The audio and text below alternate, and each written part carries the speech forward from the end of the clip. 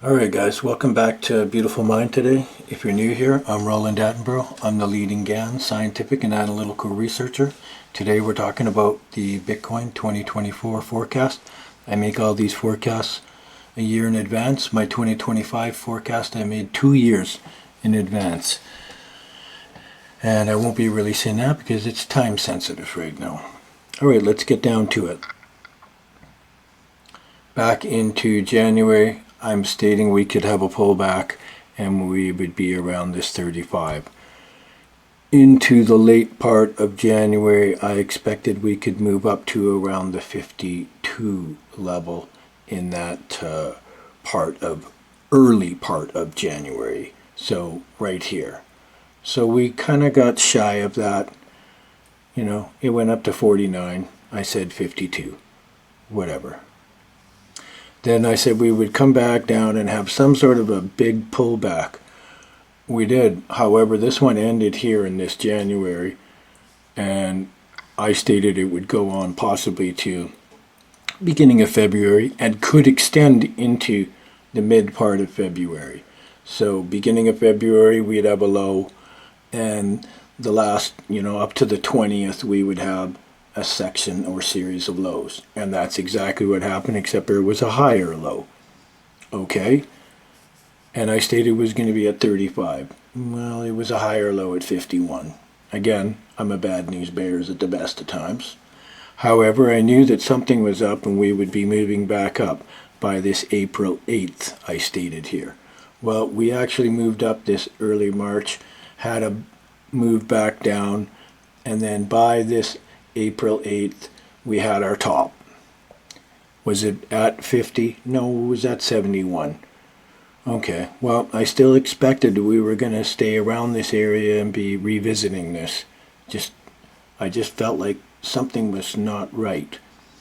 So, looking forward now, we knew that into May, we would be seeing some sort of a pullback and whatnot. So into early part of May, I said there could be a top here.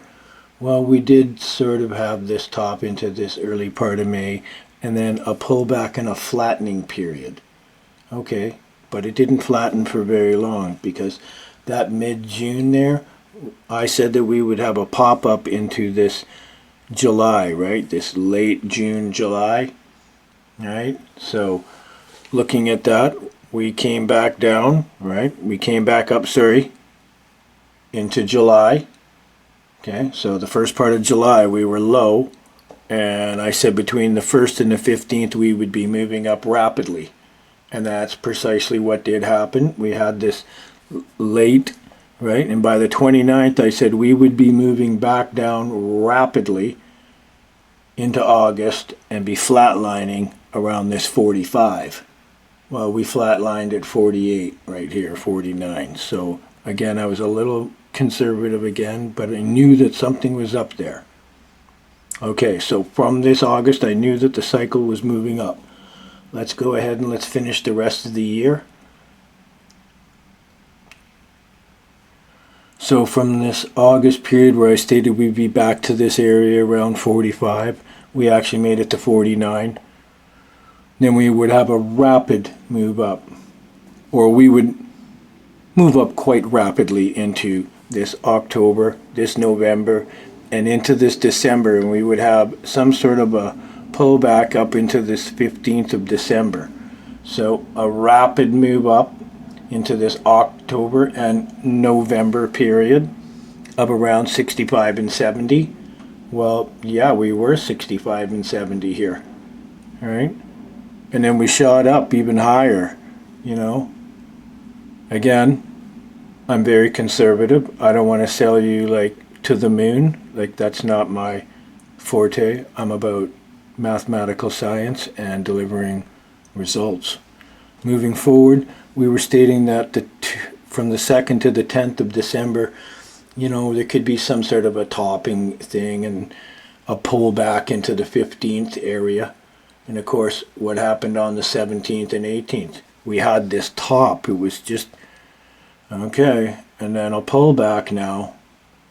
So right here we're having a little divergence, but I'm expecting by this early January that,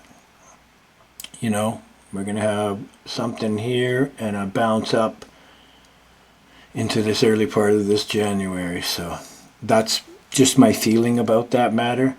I do these forecasts 1 year in advance, and these are some of the things that we do here. Anyways, peace and love, guys. You already know that we've met our 108 week and our 108,000 mark, so we can expect a level here or something to happen. Peace and love, guys. Love having you.